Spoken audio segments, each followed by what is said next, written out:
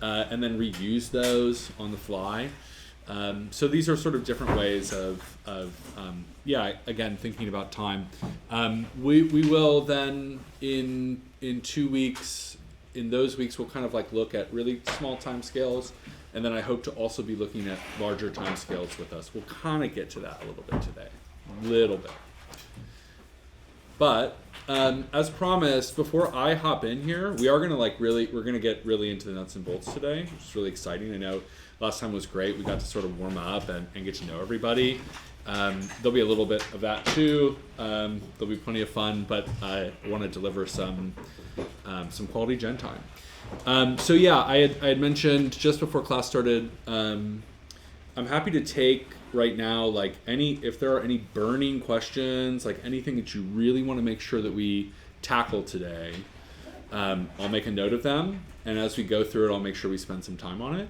If not, that's fine, but I would just open it up in case anybody does have anything they really want to get to.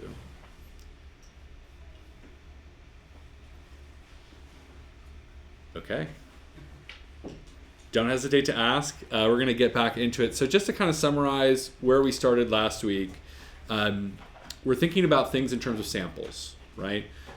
All sort of progress in Gen moves in counting samples and moves at the sample rate.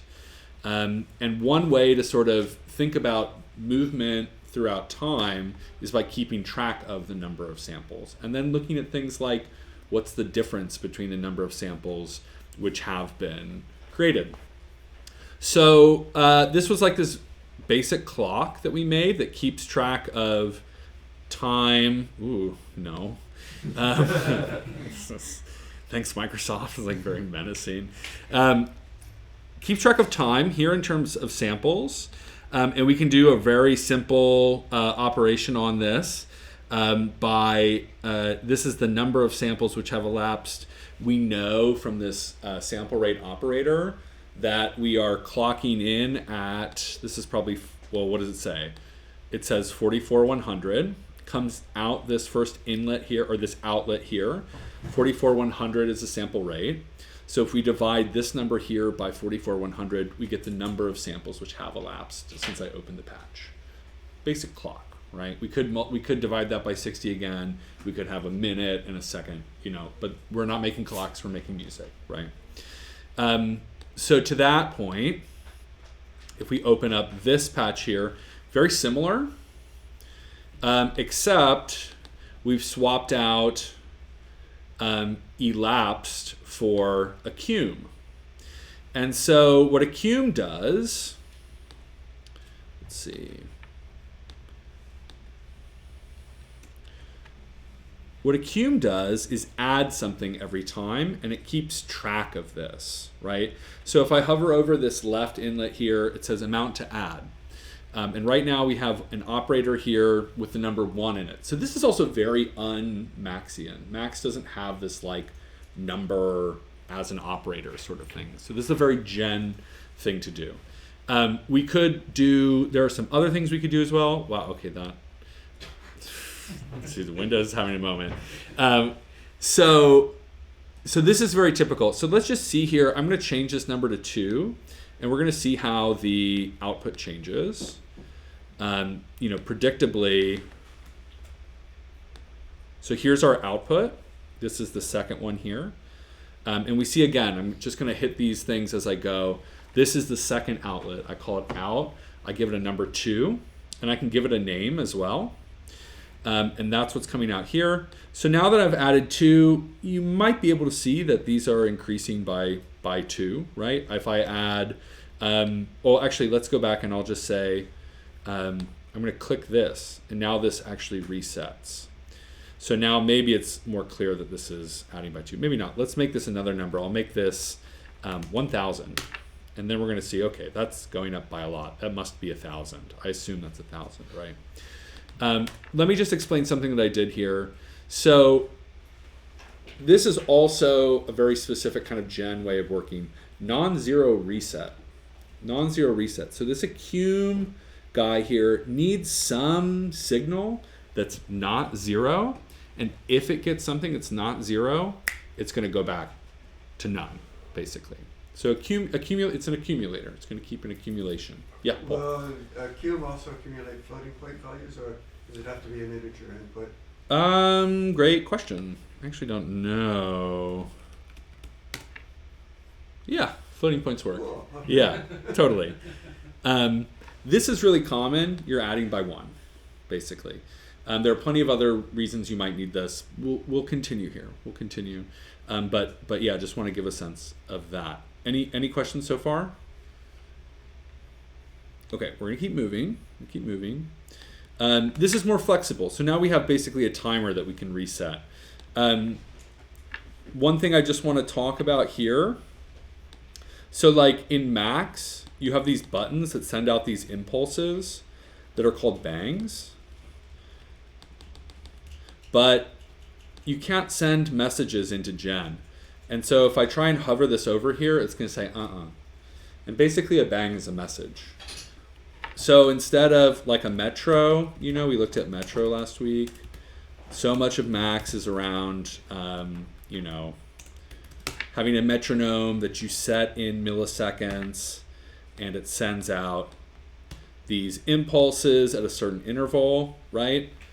You can't work that way in Gen because everything's going all the time, right? So when I put a signal in here, I can hook it up to click, and click will just basically give a signal of 1. Basically, it's like a gate in modular synthesis, or a trigger. Actually, it's a trigger, right? So essentially, if we were to look and see like what's coming out of the inlet here, I'm just going to repatch this. Or actually, here, let's do this. I'll make out 4, and I'm going to call this pass through.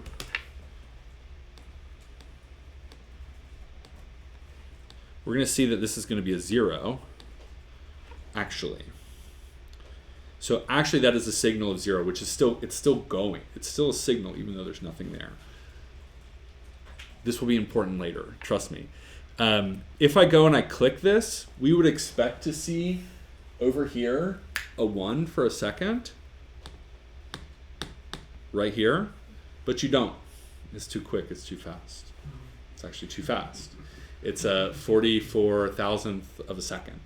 And so the screen doesn't have time to refresh, actually. Kind of cool. But that's why actually, just to kind of go back to, like, this is called live.scope. This is, I think it's actually probably one of the most useful Max objects ever. Did you just use a high key to copy that? Did I do what? Just Control V. Thank you. I unlocked the patch, and I highlighted it, and then what did I do?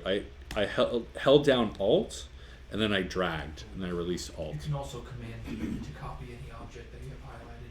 Oh, cool. Command E? Yeah, Oh, nice. that one's really useful. You can also go to Canva, which Shout out. yeah. Don't hate me. Canva gang. Yeah, working at a nonprofit, we can't afford Photoshop. So this is why this is going to be so important to us. Like our eyes, we would have thought, oh no, the patch isn't working if we were just looking at number, right? This is going to come up again, I promise. If I use live.scope, there it went. So what live.scope does is basically keeps a history, right? And it'll scroll by here. So just to sort of compare and contrast, these are the same, right? The same output. And we don't see anything happening there because it's too slow, but this we do see. Cool? Okay, cool. We're getting back up. We're getting back up to speed here. Okay, so I want to go to, okay, great, we have a timer, right? How useful is that? Well, it can be useful for some things, of course, just to say. Maybe you want to think about structuring events over a long period of time. You want to say something like, just for instance, you can sort of build a loop here in a really easy way. You could say, if this is greater than, right? So these kinds of comparisons are going to be really helpful for us, comparative operators. I could say, here we have our seconds, right? And this is our seconds. Oops. I could say, if this is greater than 4, Then what is this going to do? Well, this is going to send out, let's watch this actually. So here's not our pass-through. This is now our loop controller. Right? Okay, I'm tired. Now we should see after 4 seconds that turns to 1. Okay? Can you have multiple conditions in the same block or just one condition? Oh yeah, you have conditions forever. Okay. So you're newer to Max, is that right? Yeah. It was totally fine. Yeah. But this is also like for people who know how to program, this can be really annoying and be kind of ugly. But you could have 2 conditions, right? That you are saying either, and actually this might be a nice way to do it, is you say either, okay, so either this is greater than 4, or this means or is a logical operator, or I send this in. I send my bang, in my click. I send the trigger in from the outside, right? So let's try that. And the reason I'm doing this is that basically, here, let's make this larger. I want, if either of these conditions are true, I want to reset this. Now, what has happened? I cannot connect these. I can't connect these. Any guesses why? It's a feedback loop. It would cause a feedback loop, exactly, because all of these are happening at once. So how do we do this? Okay, enter history. What is history? Okay, by the way, Control Shift H, you get a little documentation here. Okay, and if we read this, it says this allows feedback. We do need feedback, right? We need for this patch to sort of look and see, are we greater than 4? And if it is, we need it to send a trigger here. Through the insertion of a single sample delay. So everything's happening at once, unless you're using this history operator. So this is like, you know, well, okay, I'll spare you this. Here's another rule of thumb. If you can't connect something in Gen, put a history object in there. It's probably going to fix it. Okay, that's a nice way to think about it, because it does kind of break this structure that we're thinking about, which is that everything happens at once. So now if I put these together, I can do 2 things.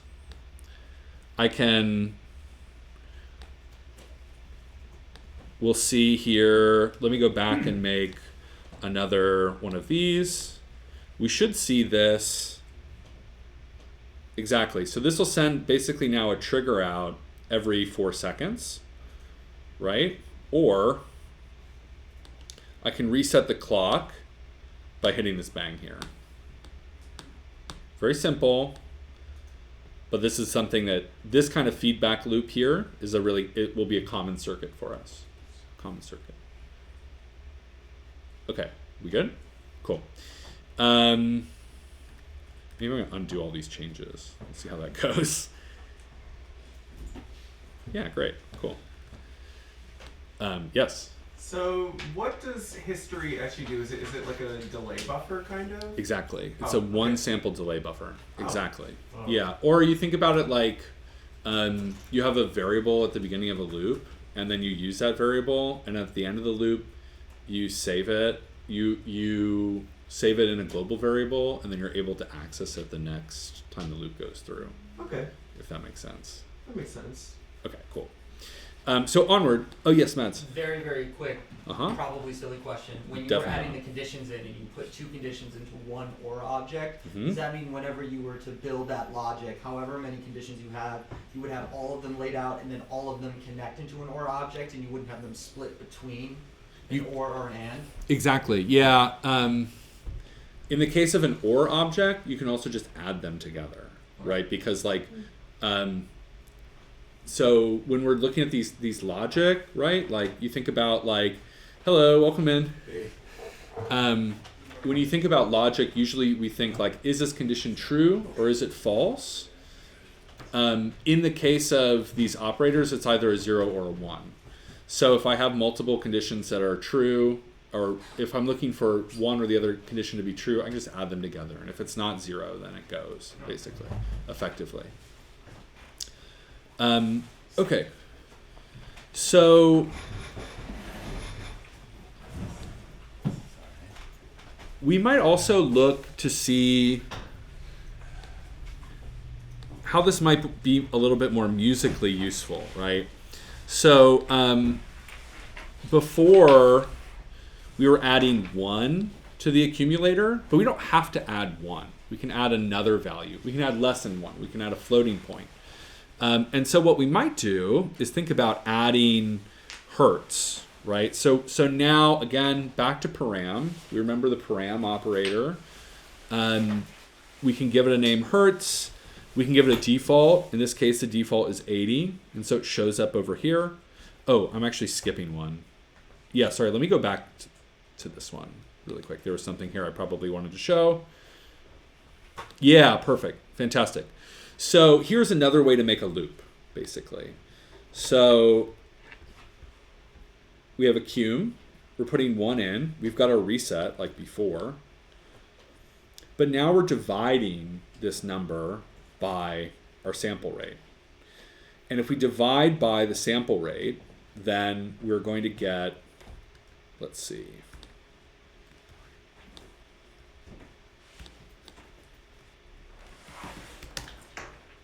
We get this number, which is going to increment in a particular way.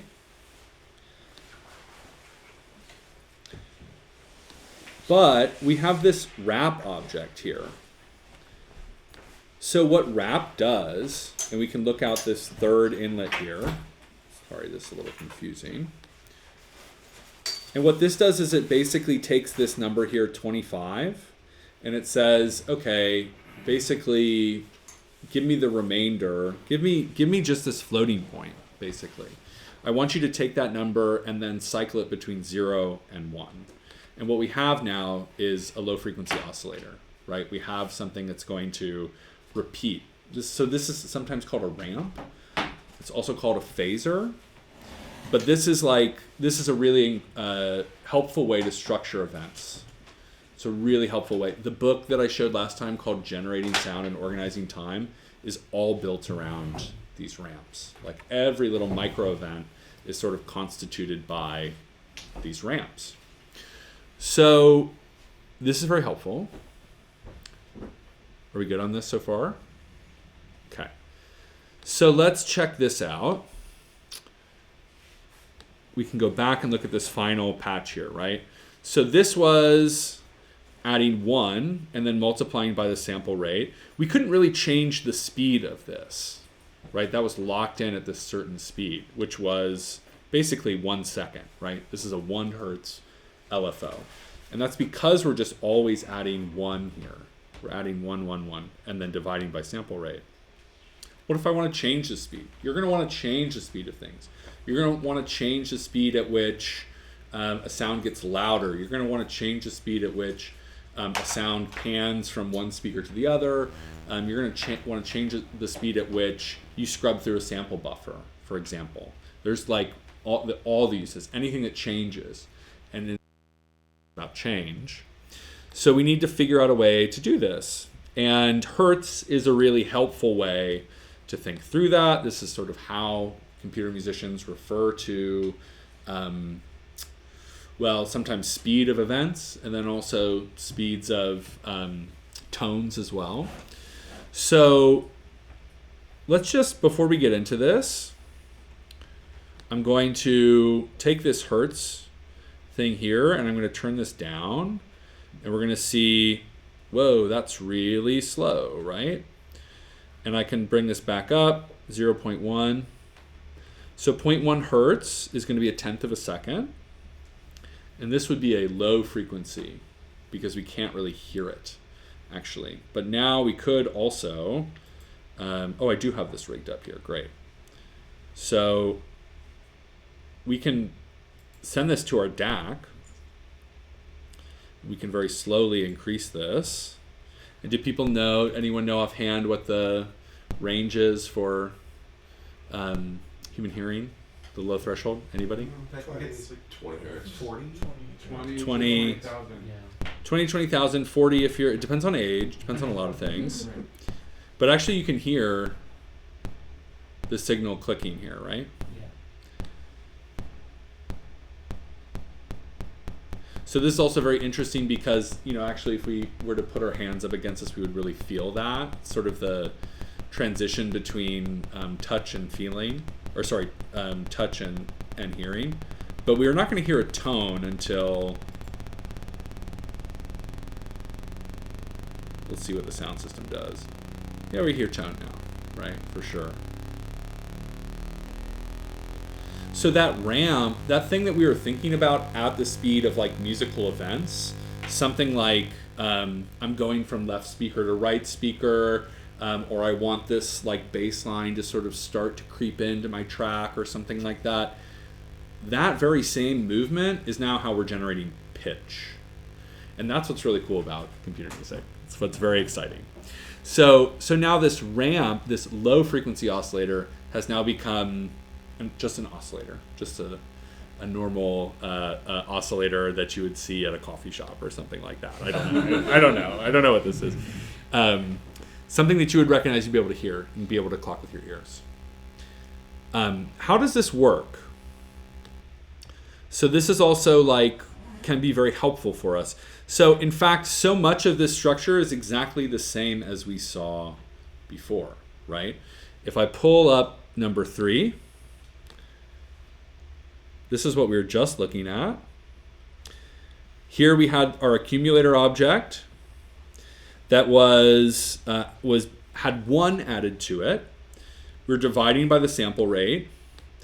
And then we were making sure that that accumulator basically just looped between 0 and 1. If it got above 1, we set it back down to 0. We're doing the same thing here, except now we're changing the value that goes in here. So if we were adding more to this every single sample, then the speed at which it accumulates is faster. How are we doing? We're in kind of mathy land here. It's a little bit... Phase accumulator. Phase accumulator, exactly. That's exactly right. So this is like how we sort of build, you can build all kinds of structures in Gen, right? And it is like this, it's nice to know how to do this kind of thing in Gen. Fortunately, every time you want to make an oscillator, you don't have to do this. But it's good to know, like to build it this way is really like, okay, now I understand sort of the moves that are built into Gen here, right? This is how I'm thinking about time. Any questions? Yes? Another really simple one. With the parameter of hertz, with it referencing sample rate as the max that the value can have, the sample rate divided by 2, that's referencing the internal sample rate. That's not referencing the output titled sample rate, correct? Correct. Yeah, okay. Yes, exactly. So there are like...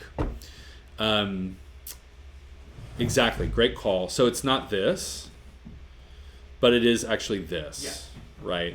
So this is also a nice kind of, it's a system variable, right? Something built into the library of Gen that you can always sort of use because referencing the sample rate can be helpful in some situations. Any other questions? Yes. Wait, so you can read. So that out1 at name variable or at name sample rate is a variable, but it's not the internal sample rate from that Gen has already built in. This is a great question. So these are not variables, but if I go and hover, if I unlock this here and I hover over this, because in Gen we're going in Gen, we're going out of Gen, right? And sometimes it's like, I don't want to dive back into Gen. If I hover over this, if I hover over the second output, I'm going to see accumulated pops up there. So I can kind of like, I can name these things so that I can make them into like a black box. It's like it's like you're writing your own function, basically. Gotcha. Now, however, if you're like me and use @name instead of @comment, it won't work. So you have to say @comment, and now if I hover over this, it will say sample rate, basically. So if I want to keep track, hey, what is this number again? It's good. Is this like commenting your code? Oh, this is good. Okay. Oh, that's a sample rate. Okay, cool. And what is this? Oh, that's the accumulated. What's this? That's the raw phasor, whatever that means. And then here is some reverb audio. Okay, cool. This is all kind of like also gen hygiene, sort of, right? Like, how do we kind of make sure we're setting ourselves up for success? Yeah. Sorry, one more. Totally. What is it best practice to use comment versus name? Name doesn't work. Name doesn't work. I thought it was name, and I was like, why isn't this working? I guess it's different. You can also you don't have to use comment, but it's not. I use this because we're teaching, we're learning, and it's like nice to name things. But if I just say out1 sample rate, it will also work. Actually, it will also work. It's much less typing. It's much less typing, but maybe it's kind of confusing. What is that there? I don't know. What sample rate? Is that a variable? No, it's not. It's a comment. Okay, cool. But less typing for sure. Okay, we cool to move? Let's move. So we're done with 1.2. Fantastic. Don't save. Except now the name it'll be @name instead of @comment. Oh well. All right, so we're gonna keep moving here. If we open this up, this will be essentially the same kind of, okay, so this is a very similar thing that we saw before. One thing that I wanted to show here was actually exactly the question that came up just a second ago about variables. So before I had some structure that looked like this and used sample rate here, like so. This is so common, I can just say divide by sample rate, right? And so that will do that for me, okay? So now what do we have? We have a phasor LFO, right? So that's how this is kind of built. If I open this up, we're gonna see basically the same thing, okay? So what we're doing here is we have these two LFOs. One of them is titled, so you can also give these titles here. Inside inside this, I can say @title. And then here I say, so I call this pitch LFO, I call this AM LFO. Synth heads can guess what I'm going to do with this here, right? But we can see that there's something else going on here. So these are both going in here. We can see these signals visualized. Let's listen.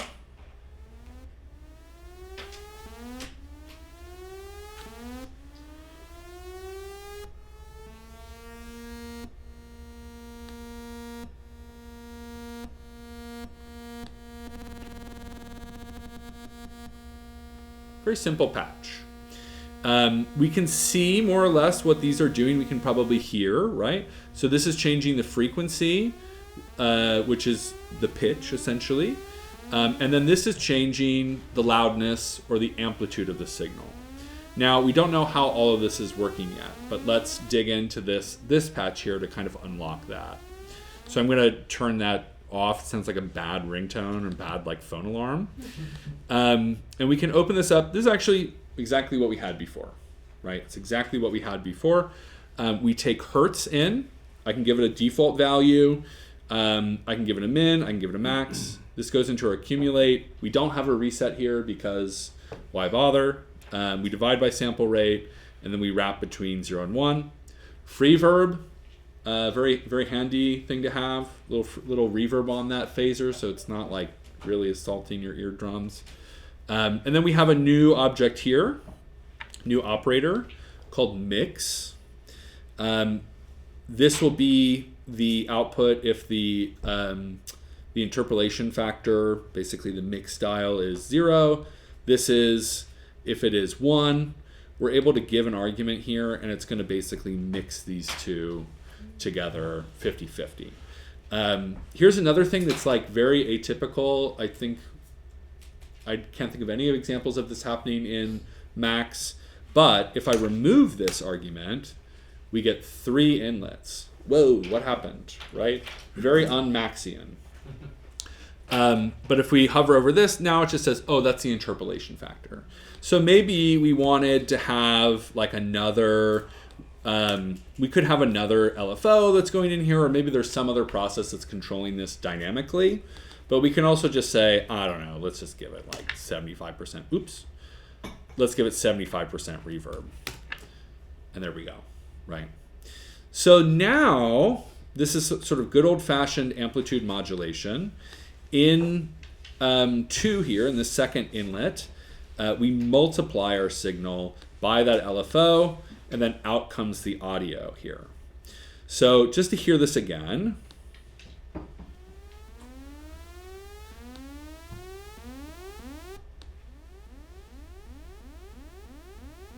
So we see that the signal strength is building and then cuts off, and then we can hear the pitch.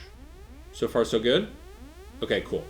So one thing to draw your attention to, I mentioned this last week, sometimes some people like to build sort of this is a stylistic thing. Some people like to build like gen modules, and they're gonna call this their LFO. And they're gonna spend a lot of time on it. They're gonna build a ton of functionality into it. And then what they're gonna do is they're gonna use these like max objects and string them together like this. LFO, LFO, and then we have a phaser here, right? Totally fine way to work, okay? Totally fine. For some people, that makes a lot of sense. I tend to build everything inside one gen object, which is like kind of bonkers, but there are reasons. I have my reasons. But sometimes what that might do, like for instance, when I was making this, I said, well, I want these to be basically identical, right? Let's say these could be basically the same LFO. They could be the same object actually. Then you have to use some MSP, right? You might have to scale things, right? For amplitude modulation, we need values between 0 and 1 because we want to amplify the signal between 0 and 1. For frequency value, we need to scale it, right? So it's basically totally kosher to be using MSP in between other gen processes. Yes? What happens when you go, excuse me, a little bit, flutter, yeah. What happens when you go past 1 on the amplitude? Does it ramp or does it saturate? Great question. Let's see. So what we can do, just to sort of also prove this point, right, or to nail it home, I can make another amplification object here. This multiply tilde, we're multiplying. And I can put something in here like so. Now, because I'm outside the gen world, I don't need to convert anything to a signal. I can just use my, I can use just a normal floating point value, and we'll just see what happens here. And maybe I'll turn the volume up just so we can kind of hear the result. Uh-oh. Oh, I see. I need to turn. So this would be as it was. Ooh, that's gonna be loud. So you can see the signal. Oh, yeah, you can see the signal sort of clipping there, right? I guess because. I think if you scale the scope, then you'll be able to see the whole signal. True, we could do as well, right? So, for instance, I can click this and then open this up. So we're not always going to be using values between 0 and 1. So what we can do is we say range. So we can say 0 and 10 here, and we'll see sort of the full audio signal. But you can actually see a little bit of clipping here. You know, generally speaking, you want to keep your signals between -1 and 1, your audio signals. Does it clip? Yeah, it does a little bit. There we go. Yeah. So we want to keep it between 0 and 1. So in other words, it doesn't route. You can write it so it does, though. Other questions? Yes. Are you effectively like delaying the signal when you exit a gen patch and then enter another one, like through the size of the signal vector? Like can you have sample accurate communication between two discrete gen objects running out back into the other? That's a great question. we should test it. I need to think about how to test that. Yeah. That's a great question. Because like I feel like it defeats the, if no, then it defeats the purpose and your method of just sticking with one is the Right. idea and keeping all your data outside. Yeah, totally. I mean, if the sample accuracy is super important to your compositional process, then that might make sense. Let me think about this. I have an idea. I can't think through it, but I would love to test this Cool. actually, because it'd be interesting to see. Because I think the answer is probably no, but maybe it's yes. Actually, it could be. Yeah. We'll see. Okay, other questions? We're making sound. It's not interesting sound, but we're making sound. Okay, cool. Let's get out of that. Let's definitely not save that. Okay, cool. What are we doing here? So, I thought you might like that phaser sound, so we gave you some more phasers. Hey, guess what? Remember how I said you don't have to do all of that accumulating business? It's totally true. There's actually an object that's just called phaser, okay, or an operator called phaser. Now, why did I do all that? The accumulation schema can be really handy for a number of other things. Like we'll see in a second here. But here is again like basically the same thing that we had with 5 hertz going in, or a number 5 that is effectively hertz. You can also use this phaser object here, and will also give you a non-zero reset, just like accumulator. Okay, so we're kind of stepping through this. So now we're able to do the same amount with less code. Okay, and we can make cycle, right? And we can make a cycle tilde. We can make a sine wave. We can do this in a really fancy way, like so, where we're actually using an accumulator object. We're dividing by the sample rate. We're able to do some phase offset, which might be a reason for doing this. And then we're basically doing all of the sinusoidal calculations, right? Or we can just use a cycle operator. That's fine too. Yes. This might be a little bit of a dumb question. There wouldn't happen to be an anti-aliased phaser object in Gen, would there? That's a great question. I have a friend who is looking at that. Okay. I don't know where he landed though. But if you send me an email, I will ask him. Okay. That might be... I think probably the Gen people would say you should build it yourself or something like that. But let me get back to you. It's a great question. Thank you. Uh-huh. So something like this is kind of also like...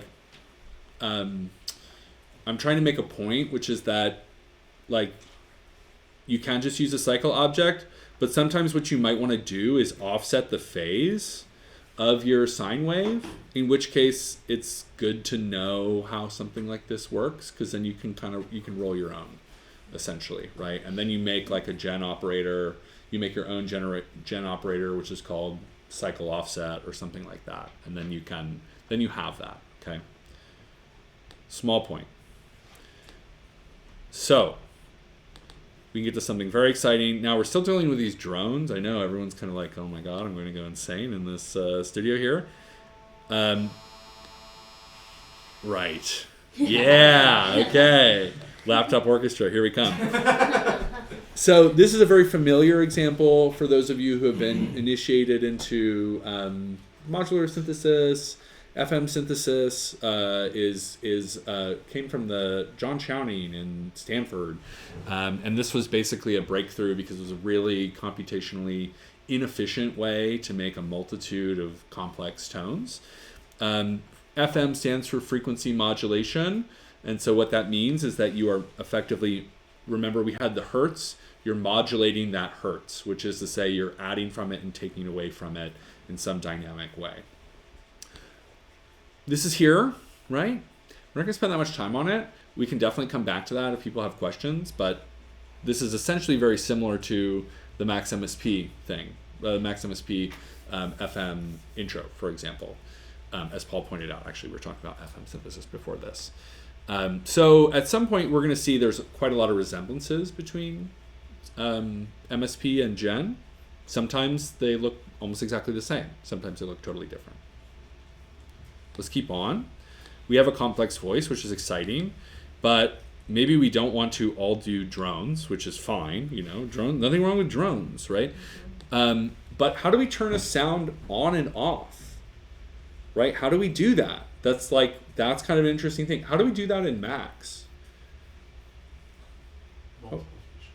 We're gonna multiply the signal, right? Like we saw actually a little bit with amplitude modulation, the sound kind of went like this and then, right? But not all sounds sound like that. In fact, most of them don't.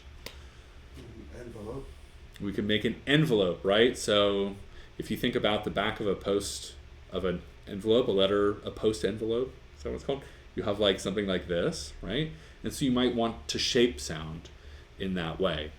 So this is actually a good time for me to make a plug for the examples. The examples are great. And in fact, once you have the basics, you can go wild with these things, okay? But there is like a 7-segment envelope. I would never use such a thing that used all of these messages, but some people would like to do that, right? And so you can make complex envelopes in here as well. This is a very complicated patch, but what you could do is sort of plug this in to your patch. We're going to look at building from scratch, though, which is obviously kind of the style. We're rolling our own. So we do want to multiply. We're going to do this with, wait, is this how we start? Yeah, this one. Okay, great. We'll start here. So has anyone used a slide object in MaxMSP? Can we say something about how this works effectively? It basically either starts you at a new variable and then over milliseconds takes you to another variable. Or another number, excuse me. Totally. So we can kind of see here effectively. Well, actually, here's one thing. We can just try it and see what happens, right? So here when I click in, immediately it goes up to 1. And then what happens? It decays over 1,000 milliseconds, right? If I change this, now it's going to decay over 500 milliseconds. And so this can be like a percussion sound. It could, like, here you have a nice, like, could be your hi-hat, basically something like this, or a kick drum, right? How does this work? So in 1 comes our click, right? Which is our pulse. It's basically one sample of 0 to 1, right? Goes to 1, and that's it. However, it gets basically slid down over the course of however many samples we tell it. So slide down value here is in samples, which can be a little bit tricky, right? But if we take milliseconds, we divide by 1,000, and then multiply by sample rate, we have that in samples, right? Good?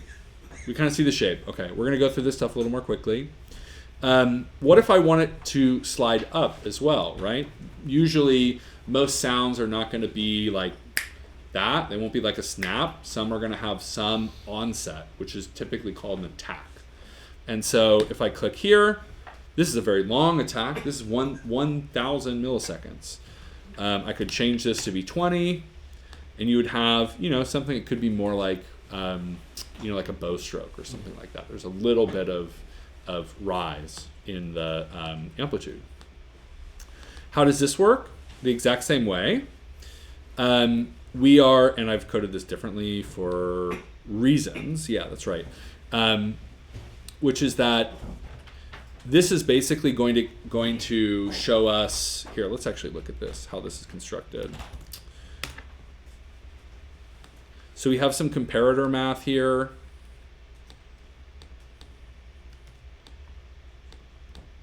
We basically have to construct a little gate.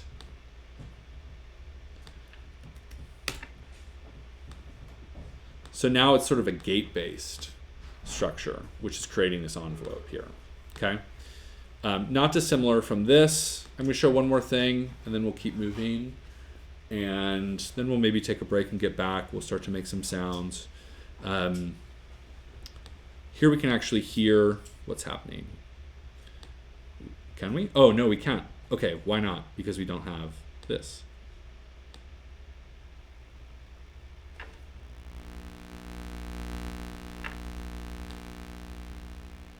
Okay. So now I have kind of like, there are two different use cases here, right? I'm holding down, now I have a MIDI keyboard or something like that, and I don't know when the note is going to end because I'm holding it down, I'm waiting for somebody else to, I don't know, the conductor is going to do an upbeat or something, or I don't know, you know, you're waiting for the dancer to do this or that, right? And so you're holding it on, or maybe it's some generative process, right, which is looking at some random signal over time, and you're looking to see if it dips below a certain threshold, and if it does, then you trigger the note off. In MIDI terms, this is like note on or note off, if people are familiar with that. So in this case, I'm either sending a 0 or a 1. This is interesting if you want to just like, you know, I'm not going to go through this and explain it, but like sometimes you're like, I just want to send a bang, and I just want this note to happen. I want it to have a nice thing like this. So basically, you have to simulate that gate, essentially. Okay, last thing for envelopes, Hamming window. So this is going to be, we're going to come back to this little guy. This actually kind of looks like an envelope. It's a little curvy. It's very charming. Looks kind of like a sine wave. This is going to be for like granular synthesis, where you have like all kinds of little dots of sound, little particles of sound. The Hamming window is going to be very helpful because basically it sort of ducks in and ducks out. You're not getting just like just a sample. It sort of brings it in like this. So this can be very, very handy on really small timescales. So I could go like, the window size is 10, you know, and we don't even see it. Something like this. I guess maybe actually this needs a larger. Is this in samples? No, this is in milliseconds.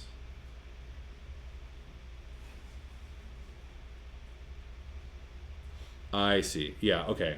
That's right. So in any case, we can also change this duty cycle here, which is nice. This is like kind of just another way of constructing a similar kind of envelope that might be handy, right? You want this sort of like long onset and then a quick drop off.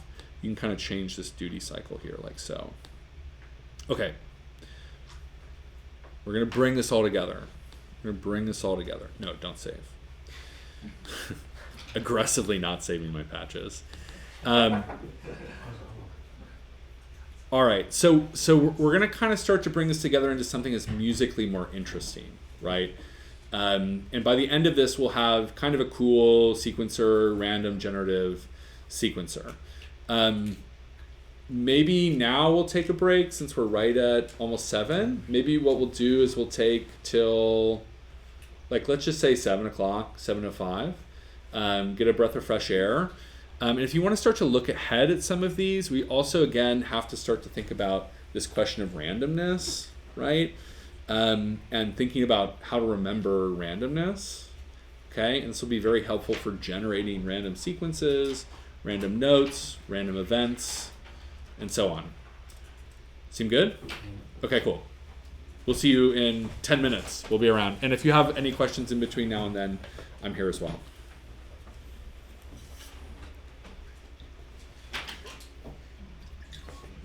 Came up with the idea of naming that thing Slide. Slide. And the documentation is kind of goofy too. It doesn't really give you a good idea what it's doing. It's true. Linear interpolation, isn't it? Pardon me? Linear interpolation. I suppose, but there's not really any examples. Of Slide? Yeah. Yeah, it's actually really a low-pass filter, which is like, is sort of less intuitive to explain in terms of functionality, but I found a YouTube tutorial by this cat by the name of Les Dexick or something like that, and he's got a series of tutorials. Yeah. And one of them, he actually shows running a square wave into the slide object, And there you can really see what this slide up, slide down stuff is. It's like slide up, slide down. What the hell kind of technical term is that? Yeah, I mean, unfortunately, like cycling is very bad at their naming, or they're not bad. I don't know. I shouldn't say that, but they're. Take them down. This is being recorded. Stop that for the break. Oh, thank God. My cycling trash won't be on the record. No, they're a bit loosey-goosey with it. You know, we're going to call it slide. We're going to call it bucket. You know, I'm trying to think of some other funny names. What is it? Uzi. Yeah, Uzi, right, for sure. But we could see, actually, like, this is kind of interesting. Well, I don't know if it's interesting. I shouldn't say that. Let's be careful. So this is in samples. So I could just say sample rate divided by 8, and it'll be like 1/8 of a second, like so. So noise, we're going to see this little preview for the random heads out there.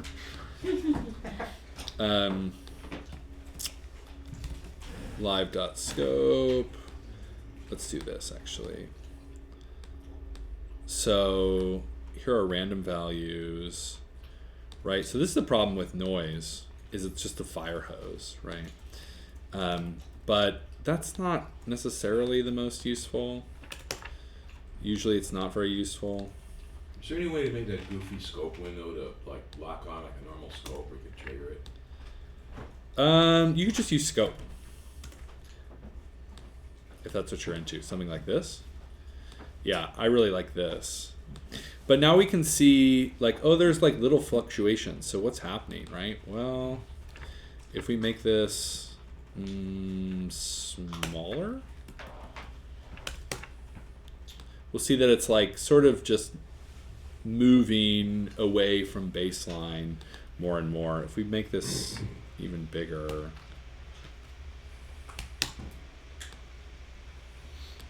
we'll see it's like sort of attenuating the signal, or really it's filtering the signal. Anyway, slide can be kind of handy. We use the slide a lot for like smoothing sensor data. Totally. Yeah. Totally. Yeah. Like an So do you artificial slide mouse. up or slide down for that? I had these Maybe both. mini rings I was using. Oh yeah. And just the data coming out was way too Yeah. intense, so I just like slow it down something. Yeah, but there's like a fine line because then like if you push it too far, it's like delayed. Yeah, it's really useful. A lot of times what I've used it for in the past is a lot of times when you like change the cutoff frequency of a given if you change the cutoff frequency of a given filter too fast, a lot of times they'll make this this very like non-musical popping sound. Exactly. Almost similar to the way that like if you change signal amplitude way too fast, that'll also make it pop. Like zipper noise? Exactly. Like the popping that was happening when you were doing the sub bass frequencies on the first phaser patch, and Totally. slide is a really good way of getting around doing that. So yeah, this is also nice too. I mean, just to kind of go back to my very cool envelopes patch here. You know, what if you are? So like these are pretty shapes, but musically, where are you? Oh, wait a minute. Hold on a second. Oh, I see what happened. Oh God. Okay, hold on. I'm gonna have to like not save this again.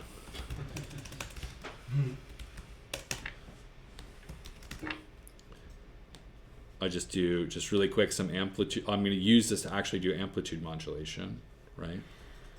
Come on, buddy. Pew.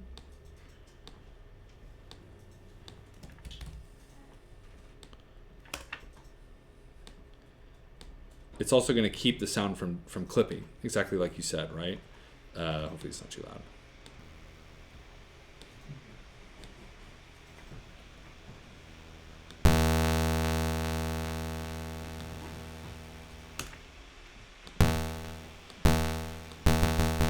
So if I repeatedly hit this, basically it will jump back up and it'll smooth out this envelope for me, so you're not getting those clicks between musical events, right? And you can make, those still using slide or yeah, this is me becoming slide gang basically. I'm now pro slide.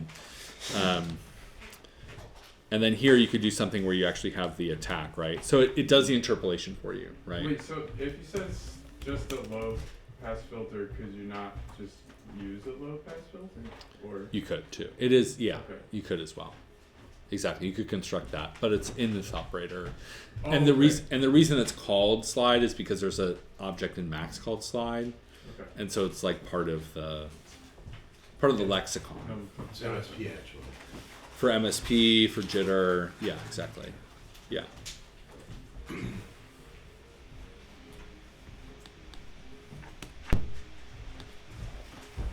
Cool. Got a Patrick question, but then we're not taking a break. So. What is it? Yeah, I don't know, I'll show you. So, basically, why I'm not getting something on the scope in a particular kind of situation. Have to turn the audio on there. Out of the scope. So obviously I've got a signal, but I don't seem to get a signal from there despite having. I'm just messing around with this. When I first was going through the hashers, I just been pulling up the symbol sequencer from 1.9, and I'm trying Yes. to route different elements inside the sequencer to control the mix of how much the free verb is actually in the signal or not, Oh, okay, cool. instead of it being like a static value.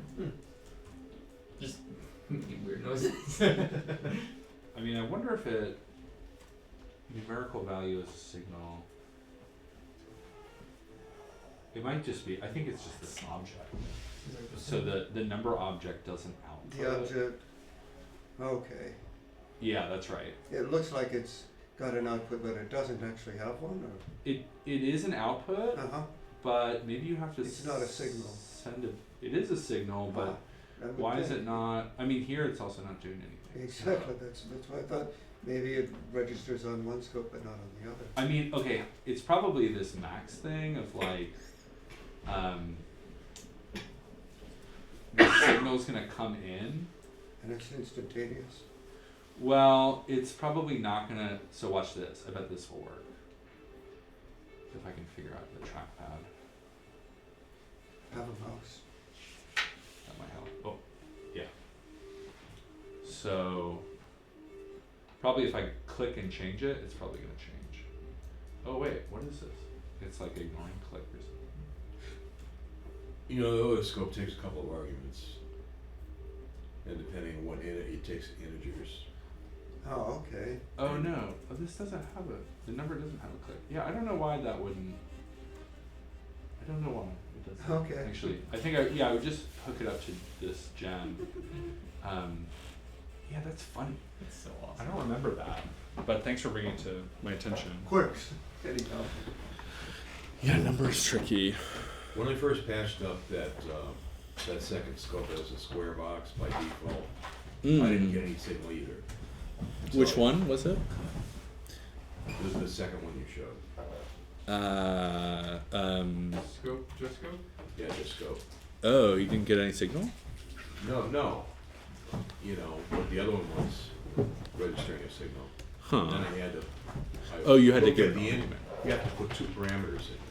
Oh, really? Okay. Yeah, maybe and then you can there's. change, you know, how it responds to the signal. I see. Yeah. See, I like. That's the thing. I never use this. It looks like kind of. I don't know. I just like this one. Now I'm into the orange. Look at the orange. It's great. How can these be the same signals? You know? How can they? This one looks so chaotic. This one looks so orderly. You know, put two integer, one in the left inlet and one in the right input, and start out with 0 and then slowly increment each one. Okay, so start off with 0. Yeah, not floating. It's So gonna like a peak- signal? It's going to peak with floating. No. Like this? No, two integer numbers. Oh, integers. I see. Kind of what I said. I see. Okay. And then run your signal in. Here? Yeah. All right, now play with those values. Oh, it's like the See, it, refresh like, rate? changes the rate, and I forget what those parameters do, but I just screwed around with it until it looked good for displaying what I want to see. Looks like the size of the display buffer and the number of samples collected for each There's value. there's an auto mode for that. So if you just go to the inspector, you can just turn on like auto mode for that one, and it's like very similar to the Oh. live scope. Oh, really? Oh, that's good to know. Will it auto trigger The that? nods on I the- think I when you just get broke Max. Max. It's enough time to refresh though. But yeah, auto. Object. It's cool because when it's in auto mode, it gives you a frequency counter too. Oh, really? Oh. And then Yeah. first. Okay, you're disabusing me of my bias against scope tilde. Yeah. Scope tilde. That auto mode does these One that also out hate is going to give you your that channel. It is, yeah, it's a little, but actually it is nice once you adjust the buffer size. Where's the auto mode at in And then if you inspector? go back and like you all the can way see to the bottom 22, somewhere. it gets rid of that middle. Yeah, it's under in that, value. and it's just like that's Oh, I see that it. is MIDI channel 22. So that you can Oh, that's sweet. Yeah. Yeah, that's way it's cool. not doing anything anymore. But Let's that's how I see. typically Oh, that's much better. Oh, okay.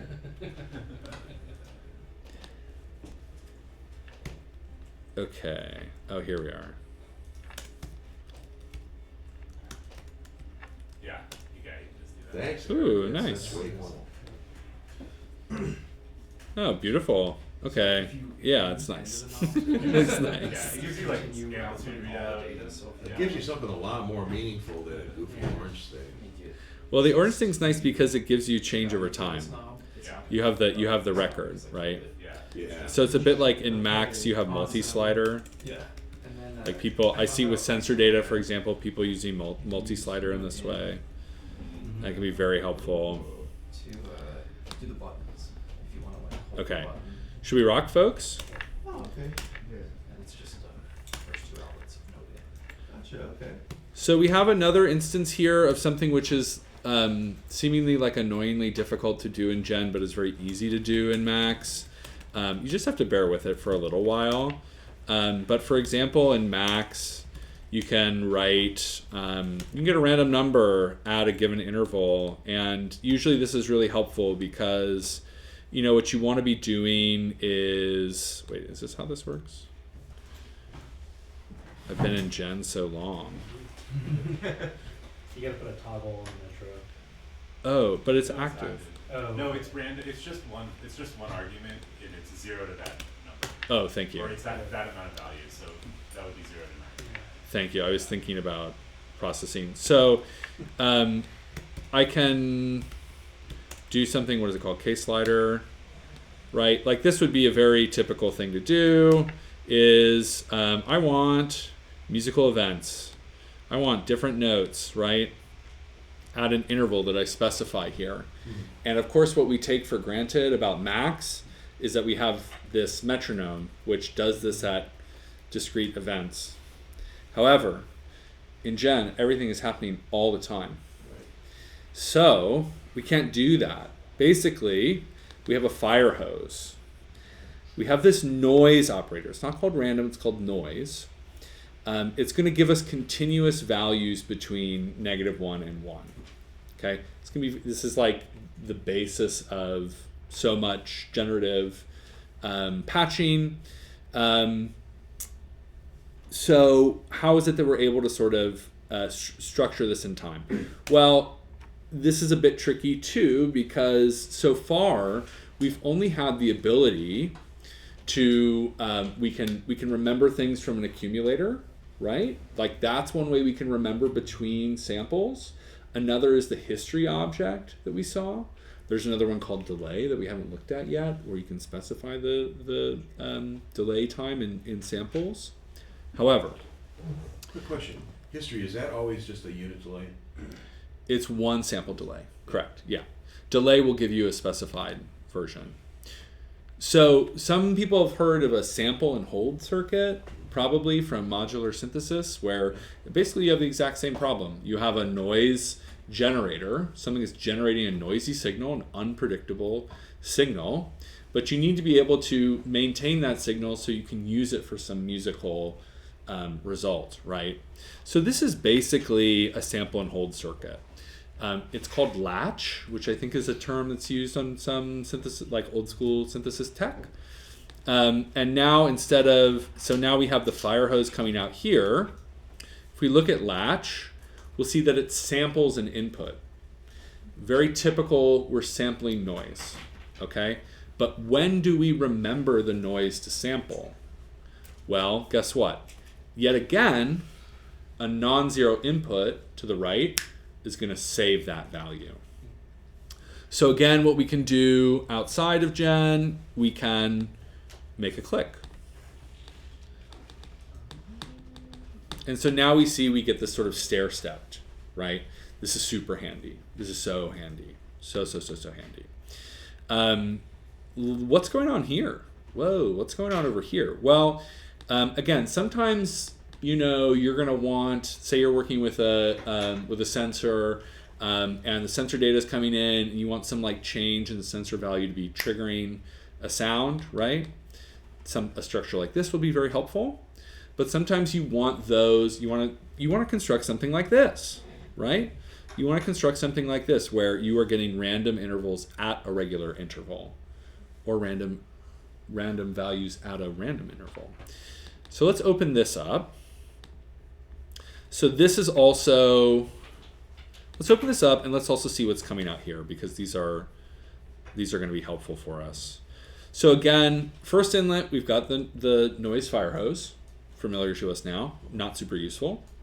Second outlet, we have our random values. It looks just like this, right? We're getting these stair steps, but they're coinciding with these triggers, right? A very brief movement away from zero, a very brief non-zero value. So how is that happening? Now, this is also like an opportunity for us to dive into. Remember, I said a little bit ago, ramps are like a really key way for thinking about structuring these musical events. We know how to make a phasor. We write the phasor object. What if I want at the end of every phasor for something to happen? What do? You look at, well, actually, I don't know. Does anybody want to guess what we could do? It's kind of spelled out here, but if we're just looking at the shape, what would be some way that we could tell if we're looking at that value? What could we look for? Reaches a threshold? Sorry? When it reaches a certain threshold? When it reaches a certain threshold, yes, that's true. Yes, we could do that for sure. Absolutely. There may be some,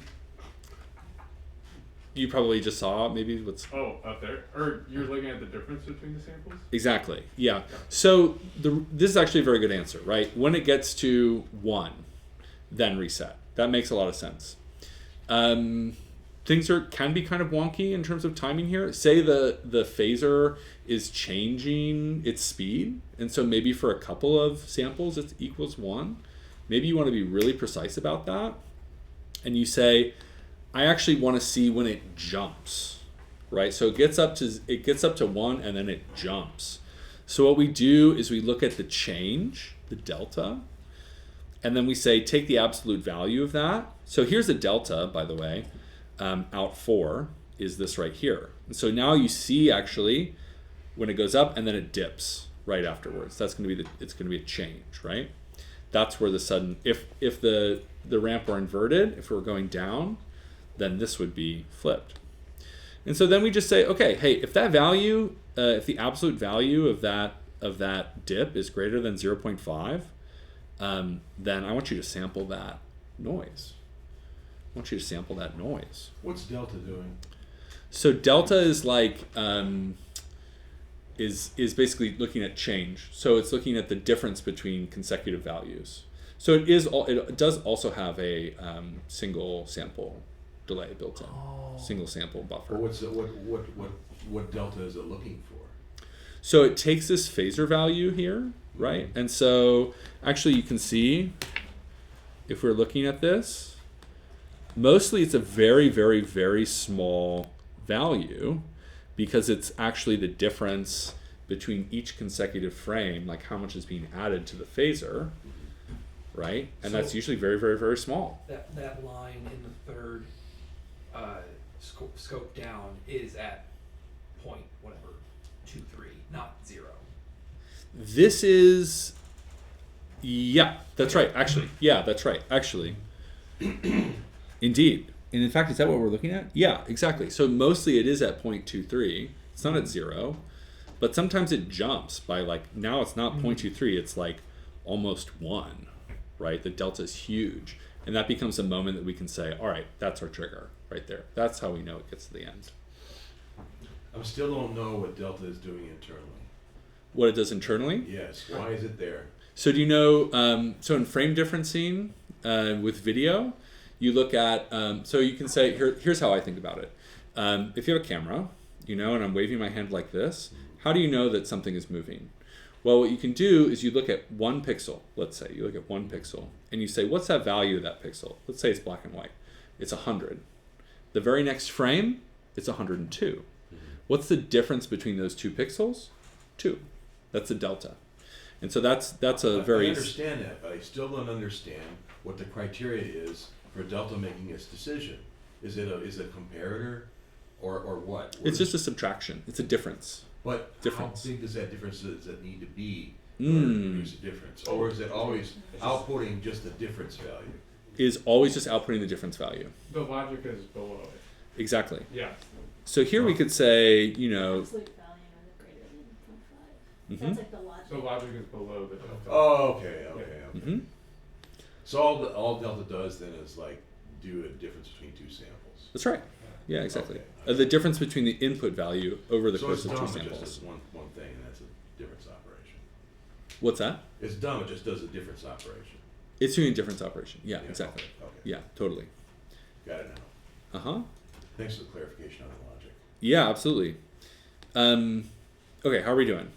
All right? Cool. So we learned how to remake a metronome. Fantastic. And now we can sample random values. Fantastic, right? Yeah, this is it for a little while. This is it for the end of today, okay? All right? And then we get into some more fun stuff, right? But once you know this, you really know this. So what if we want a random... So let's look at what happens here. Here we have a random signal at a random interval. We have a random signal at a random interval. So we can look at this in more detail, but this can be musically interesting, right? Because maybe you don't always want things to be, you know, ta ta ta ta ta ta ta. Maybe you want something which is stochastic, right? So what are we doing here? Actually, what we're doing is we're scaling noise, right? So this is the first time we're looking at taking these -1 to 1 values and making them useful for us, right? So this will be very frequent as well. We're gonna have to scale things. Remember when we had the two LFOs and they were like, you know, controlling the pitch? We had to scale that ramp value between 0 and 1 to values that made sense for an oscillator. We might also want to do that with time. So how do we do that? Well, let's just kind of play with this for a bit. I think there were some interesting examples that I was able to get. Max hertz, this min hertz is going to make things look a bit, yeah, right. Okay, cool. So this actually is visibly a little bit more interesting, right? So here we're getting these pulses. So these are little ramps. Mm-hmm. These are little ramps. And at the end of each one of these ramps, we're getting a different sampled value. And we can set the minimum or the maximum of this, so we can make it really slow, all the way up to really fast. What's the opposite of slow? Fast, right? Okay. Oh dear. Okay, cool. So we can have a look at this. I think I want to maybe keep going, but yes, Alex. Just back to basics real quick. Mm-hmm. Specifying the minimum and maximum only limits the input parameter, like ceiling and floor, but you can still give it data beyond those minimums and maximums. It's only the parameter object that it locks. I think that's right. I mean, I wonder if, what did we say? What's that object called again where you get the list? I'm blanking on it. At truey. At truey. So is it only limiting the capabilities of a truey? So that's interesting. I don't know, actually, because Sorry, I know it's a little basic tangent. No, that's fine. I think that's fun actually, and maybe like something that I should think about because again, like I'm kind of in a Truey head, so I'm always using that. Because like in Max, I've just done like min max on like number boxes in the inspector. Totally. Yeah, I think actually. Well, that's interesting. It does actually lock the functionality. It's not just the object. So if I put in, so this would be another way. So you have some other process in Max that's like altering this. Yeah. It looks like it does actually lock also how this is affected. So it's actually the gen object is actually like ignoring that data. Exactly, it's hard coded. Cool. Yeah, that's kind of cool. Yeah. It's good to know anyway. Before you move on, I just want to say that the patch cable in that gen object is a work of art. From it's really good. Nice. It's just, you know, sometimes you like a little nice touch. Here's an anecdote. Tim from Cycling 74, what is his last name? Starts with P, maybe? Tim, not Price. Tim, I'll remember it. Tim came and did a visit at the school that I went to, and I was directing a laptop orchestra. Man, I wish I could remember his name. And we did like, we really set everything up, like projections, like Amplitude speakers, da-da-da-da-da. And he came in and was like, it's really great, except there are all these patch cables all over the floor and they're a mess, you know? And I thought, oh no. He's like, when I have patch cables on the floor, like I want them to serve a purpose. And actually one of our members stayed up like 3 hours later, and like the piece that he was composing was about water and sort of undersea life, and he actually articulated all of them in the shape of a whale. Like it was really extra, and then gaffed it down. It was really like, he took it really seriously. The soundcheck will be 3 hours? Yeah, it was really bonkers. I wish I could remember that guy's name. But yeah, anyway, so here's a way to do this as well, right? Is I think you can do function. If you hold down function on Windows, yeah, then you can get this nice. It's really nice. Yeah, you can do a whole Photoshop. Forget Canva, just use MaxMSP, right? I do all my graphic design in Max. I've seen people do PowerPoint presentations in here too, by the way. It's kind of interesting. Okay, anyway, with patch cables and objects and all kinds of stuff. Yeah, why not? Okay, so this is probably the most interesting example. Yeah, let's keep going here. I think these will be helpful for you. I maybe just want to point out that as we start to kind of organize, our patches are getting larger, right? Our patches are getting larger. So stuff like this can be like actually helpful to understand how things work, right? Oh yeah, there's a history here which is going back in, right? So this particular structure, we need a history here if we want to generate a random time interval, right? Because otherwise we get a feedback loop, okay? So we do need this sort of linear thing here. But in this case, we're using the trigger of the phaser to reset the frequency of the phaser and to give us a random value. So we can use send and receive, or S and R, to sort of like create portals, basically, like max operator portals. In case people haven't seen that, incredibly helpful way to scaffold your stuff here. So now we can actually just hear a little bit before we move on. Yeah, Dante? Just kind of a general question. The S and R, is there a particular advantage to doing that? This is something that I guess I've wondered for a long time. Is there a particular advantage to doing that as opposed to just like connecting the output that you're sending into S into the input that you're sending out of R?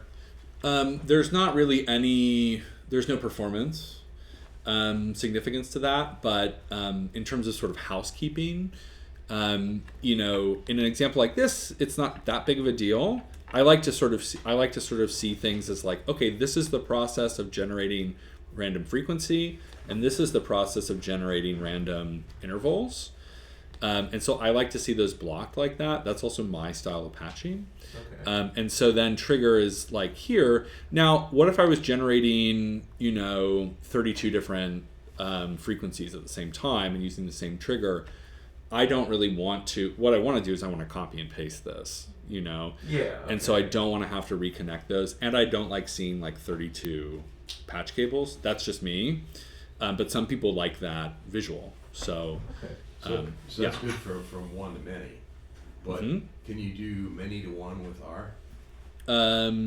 What would that look like? So if you're receiving, Let's if you're say I receiving have- many, Let's say I have 3 random Total. processes, Mhm. and I want any one of them to trigger that second block there. absolutely, yeah, that'll also work. It's it's a portal is agnostic. You can just throw things in there and it'll come out on the other side for sure. It's a little bit of magic. You can go from one patcher to another that way too. You can as well, and actually I don't know. I think that well, actually, let's see. So I I think would think it'd be scoped just to the gen it's in. I think it would be 2. You can go from subpatcher to patcher in Max, but I don't know. I think Paul's talking about patching. No, you're using the send and receive objects. Yeah. Yeah. In gen, you can go patching and I patching. have no idea about Gen. I think that's what we're talking about. In Max, so you can do that. I think they are scoped. It looks like they are definitely scoped. Yeah, it'd get pretty messy if it wasn't. Yeah. There would be ways around that, but that is fortunate You could news. get in debug hell real quick.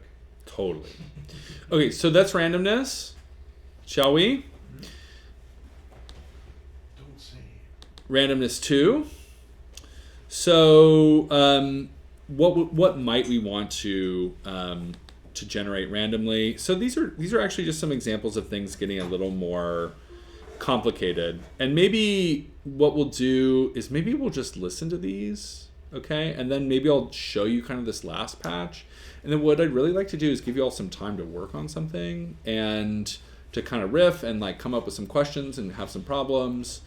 And then maybe do a little bit of sharing if there's time. Essentially what might be interesting is seeing if you can take some aspect of either randomization, changing over time with a ramp or enveloping, and use that to change a different parameter of sound making, if that makes sense. And these are a few examples to that effect. So if we listen in, we're going to need to turn this up.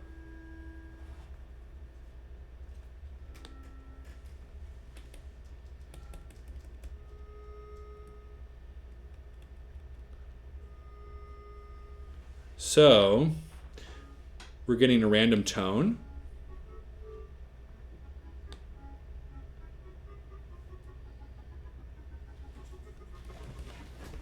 Oh, this is coming through my headphones. Hold on. Oh, this might be loud. Might be.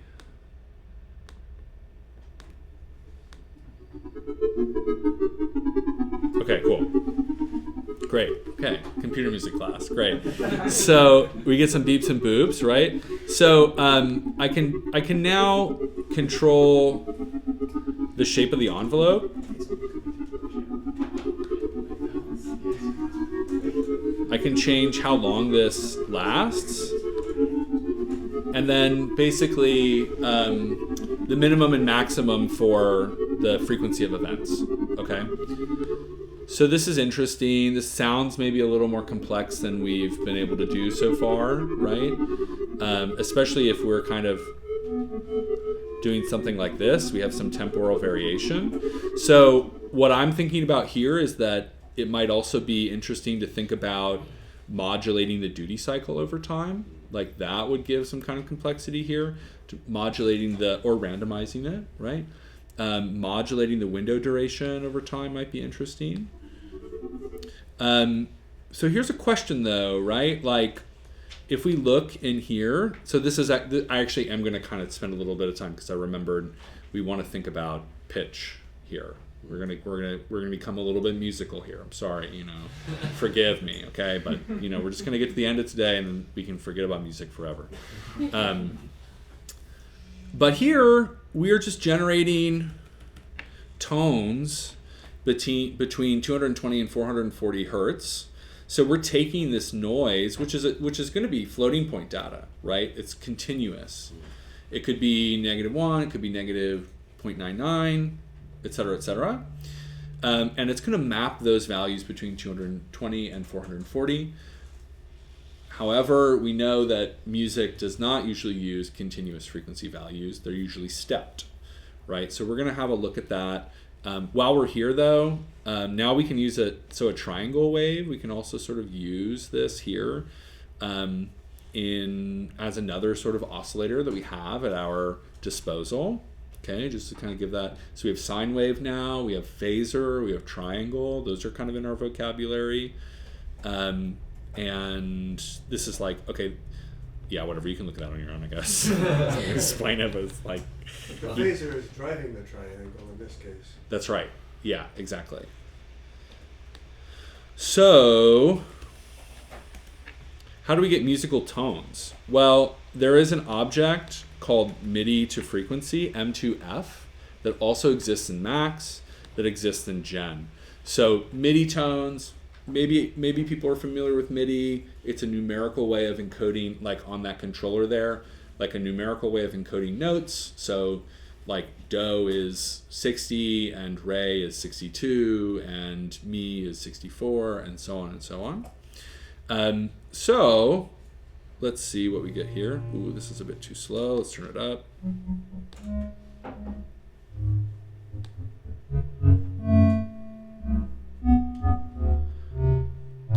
So now what is happening? So this is important because there are many different ways of dealing with random data. Here we take this value. Here we're not using the scale object, actually. We're just using good old-fashioned arithmetic. So we have these values that are going to be between -1 and 1. If we multiply them by 12, now we have a range of -12 to 12. If we add 48, now that range is 36 to 60.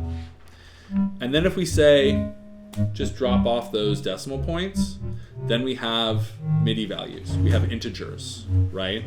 And so if I feed that into M2F, it's going to take those MIDI values, it's going to turn them into the frequencies. We don't need to think about the math for that. And then we send that out through our reverb, right? Away we go. Now we have 12 tone, not strict 12 tone, but atonal music, technically speaking, for the second Viennese school heads in the house. Just want to make sure I get that right. However, you know, some of us like some scales, right? There's no shame in that, by the way. You know, scales are helpful. So this is actually where I use this. This is where if you want to look into this, you can.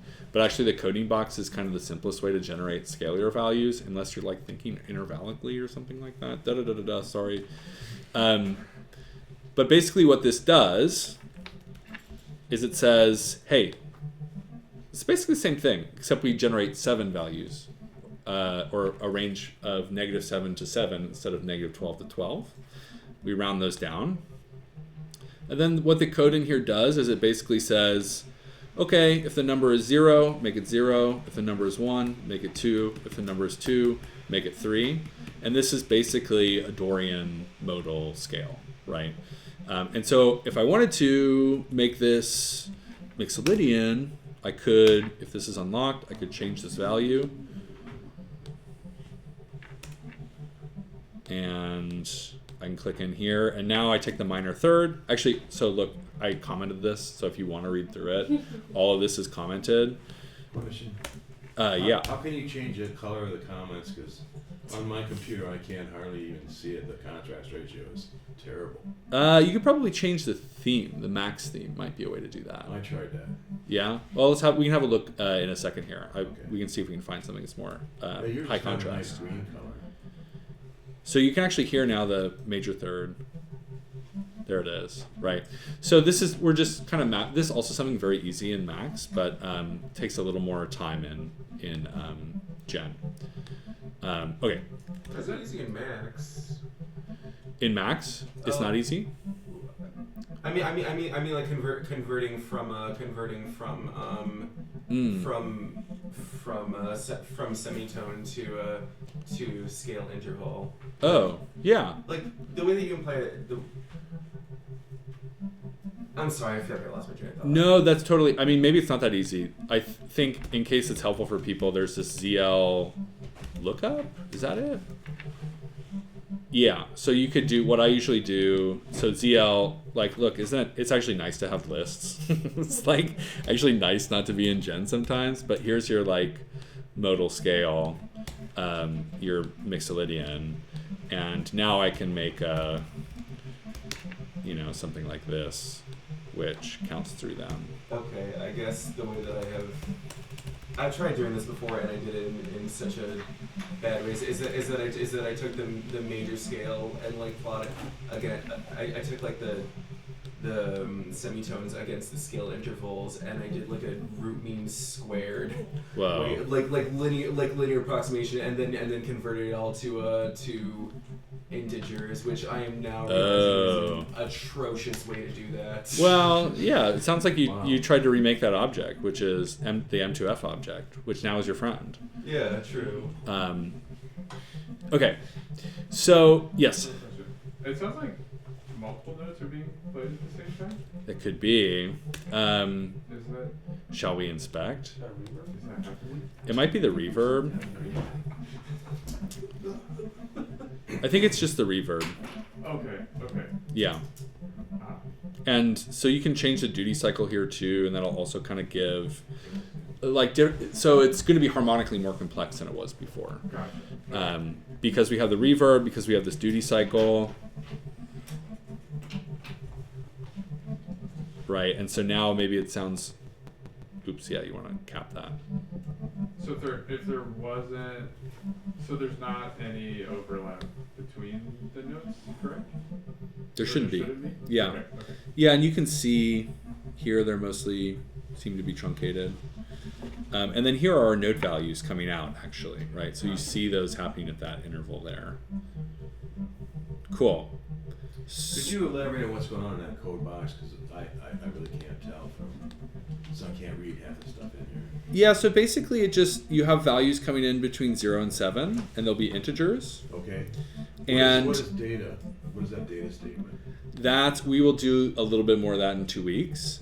But what it does is it stores the values, right, as sort of in a buffer, basically in a data buffer.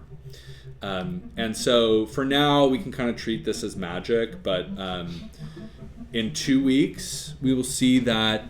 And the reason why is that mostly we're not going to be doing stuff with CodeBox. Mostly we'll do stuff with the operators. But if I wanted, I could make something called data here. I could basically rebuild this outside of the code box, but it would be such a pain that I was just like, I'll just do the code box for this, right? So essentially, maybe for this week, I'm asking you to treat it a little bit like a black box, which is that numbers between 0 and 7 go in, or -7 and 7 go in, and scalar values, MIDI values come out, basically, if that makes sense. For a particular scale. For a particular scale, yeah, And exactly. that's set by your poke statements? Exactly. So these are actually what are setting the buffer, essentially. So there are some other ways to kind of write this, maybe a little like that would be a little more useful in the long term, right? Where you could maybe make a parameter which is like major third or minor third, or major sixth or minor sixth, major 7, minor 7. But I thought I'd kind of just keep it simple for today. So that sounds like it'd be kind of a pain in the ass to do DOSCAs with this. What is that, DOSCAs? Like microtonal scales from Iran. I don't know about that, actually. I think it might actually be just as intuitive as using the code box. I think, yeah, in some ways, because they're based on ratios, as far as I understand. Well, then you need to have fractional MIDI data coming out of that. Which you can totally do. Okay. Yeah, absolutely. They don't need to be integers. Absolutely, yeah. So actually, yeah, or you just are computing the frequencies in here, and then you skip the MIDI to frequency. It's another way to go, for sure. Yeah. Alex, did you have something? Yeah, I guess just I'm curious your thoughts about, like, I feel like that this process here doesn't need to be sample accurate. Right. Right. Right. So it's like why not do it with lists and ZL and just convert that to a signal outside of Gen, right? Totally. This is what a sane person would do. That's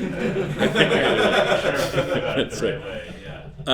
I think it's that. So I'm also thinking about. what am I thinking about? Well, the frequency is being grabbed at a sample accurate interval, so it makes a bit of sense to have that in there. But look, yeah, totally, point taken. I think it makes sense to have MIDI values coming in, and then you kind of save this, especially if you're randomizing it at another point in the patch, for sure. Absolutely. It may be a bit more intuitive, and like, yeah, again, if you're like working, you could just like use K-slider through a signal. Absolutely. Yeah. Absolutely. So you could have like one gen box that's generating random values if that, like, and it needs to be at a certain time interval, and then it basically ports out your MIDI values, and then it goes into the MIDI values go into another gen, for sure. Absolutely. Yeah. Other questions? Okay, cool. So here's the last thing I'm going to show, and then we're going to take some time to kind of riff, which is great. We have like basically 20-15 minutes.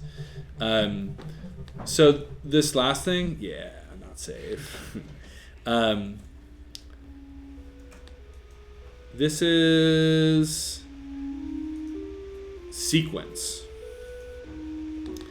This is sequence. So again, this actually steps back a bit, because we are starting to actually use the data object here as well. That's right. Yeah, great. So we're basically storing a sequence, and we're able to kind of go through it. So if we listen to this, and maybe we should turn up the frequency and turn down the number of steps.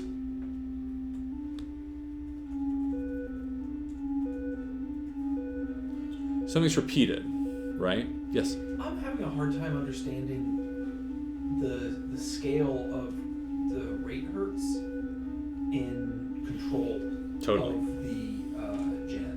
Mm-hmm. So at this point, it's saying the cycle is less than 1. Yeah. So if we make it 1,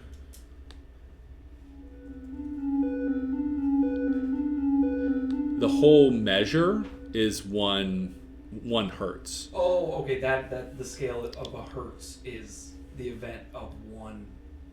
Yes, exactly. One measure, one chunk. And if we say here, 60 BPM per minute, right? exactly. So if we say, actually, we can listen.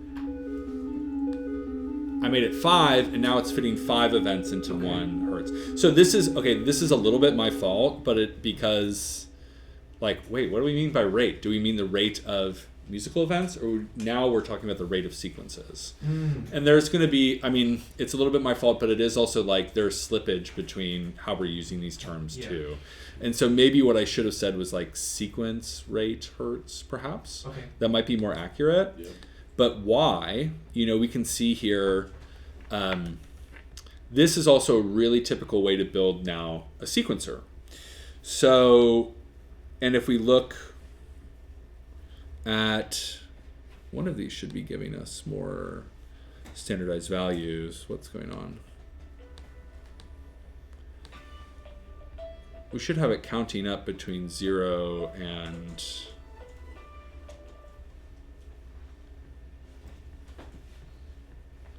what are you? What are you? Little stowaway. That's great. Is it still down there? No, that's weird. So this out 2 should be like a stair step, basically, at like going between 0 and the number of steps. And I'm confused because when I look out here, it's not doing that. It's oh no, it is. Okay, never mind. Yeah, exactly. So here we have, if we listen into this is the last thing I promise. 0 through 5, right? Basically looping. If we change this to 0 through 2, right? Or 0 through 1. Yeah, 0 through 1, sorry. 10, right? So how does this work? This is really a handy way to think about. Again, we're using a phasor. We're using a phasor for this. We're using a phasor that goes between 0 and 1 at a certain rate, in this case 1 second, and we say, well, multiply that by the number of events. And if I do out 4, we're going to see this is actually going to go outside. We're going outside the range. We've been, we've mostly just been around our house. Now we get to go around the block, We get to go between 0 and 5. Or is it even more? Oh yeah, we have 10 events. So 0 and 11, right? So now this is an amplified phasor. But what do we do with it? We stair step it. Which is to say, we say round down. We round that down. So now it's still going between 0 and 11, but we're only seeing 0, 1, 2, 3, 4, 5, da da da da da. Then what do we do to make this useful for us again? Or I guess it is often it can be useful to just think about this as a signal between 0 and 1. You just divide between the number of steps again. Now we're back around home again. Thank God, we're between 0 and 1. So what is this doing? We will spend more time on data objects next time we meet. Peek is looking into a data object and saying, what is it at index 0? What's at index 1? What's at index 2? What's at index 3? And now we have basically a very general sequencer. This would be how a modular sequencer would work, drum machine, da da da da da. Okay. Next, oh yeah, we can also, by the way, we get a new sequence by sending a click in, which is handy.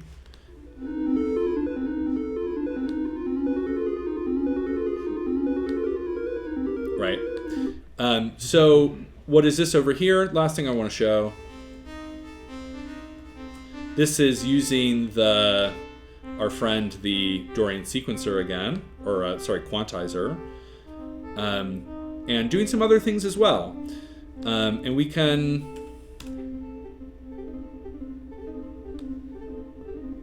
maybe find some interesting patterns here. It might be interesting for you to play with some of these parameters, find something interesting, and then track that down in the gen and see what is envelope duty doing, right? We can hit click and basically get a new pattern.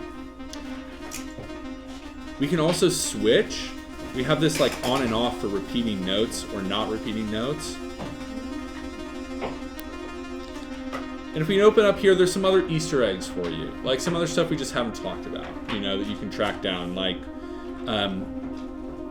there's a little delay loop in here. A little delay loop? That's cool. Okay.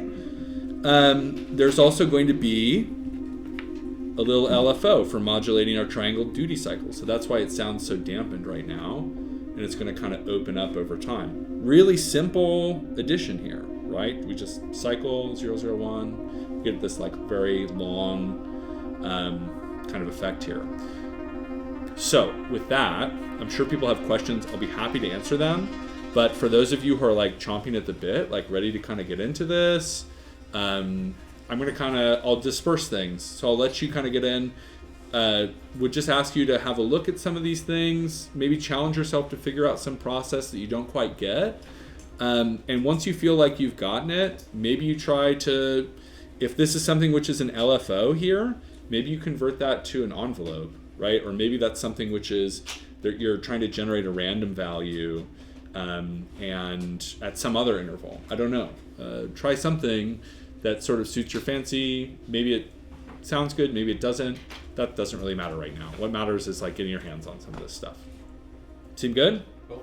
Cool. All right, folks. Yeah, we got like 15 minutes or so. And if you have stuff for me to look at, I'm happy to. Otherwise, I'll kind of circle once people have had a chance to dig in. Do you scope gen hash tables like you can in Max with like the debug scoping, or you like need to do it? That's a great question. I don't know. I think maybe not. What do you mean? Like, you're talking about like the debug scope signal probe. That's what it's called. Yeah. That's, you're talking about this, right? Yeah. Yeah. This is very nice. Yeah. Unfortunately, you can't. You always have to send stuff out of Gen, unfortunately. Just to look at it, yeah. Yeah. All you need to do is hover over a signal. You have to turn it on Oh, really? Oh, it's, in the debug menu. oh. Signal probe. Oh. Guess I would probably save some CPU or something, huh? Interesting. I've always used slide with a blank variable in it. Like you can do like $1 or float $1 to just like say whatever I pass you is what I want you to use there. Mhm. Is that something you can do in Gen as well? You use that with slide? Yeah. Where it's like I want the value going in. I guess I don't need to do that because it always rewrites what's in the object anyways. I think I follow. Yeah, I mean, I've also used that instead of like prepend or something like that. Is that what yours, or app? I guess. Yeah, you're talking about in a message, right? Something like this. Yeah. Rate hertz, something, right? Like this. So is this right? No. What am I doing wrong? It wouldn't. It's still. It's not at signal. Oh, is that what the issue is? Oh, maybe you just can't do this. Oh no, you know what it is? I think it's like this. Yeah, that'll work. Okay. Yeah, because then it basically mirrors this. If you want to, so are you thinking about changing a parameter, like internally inside of Gen? What my question actually doesn't apply to anything. I was just thinking about. Oh, But okay. thanks for showing me that. That was also helpful. Okay, cool. That's good. Yeah, I mean there is a whole thing about like changing parameters inside of Gen. You like can't do that, which is a Achilles heel to my mode of making everything inside of Gen. But there are ways around it. I promise you. I assure you.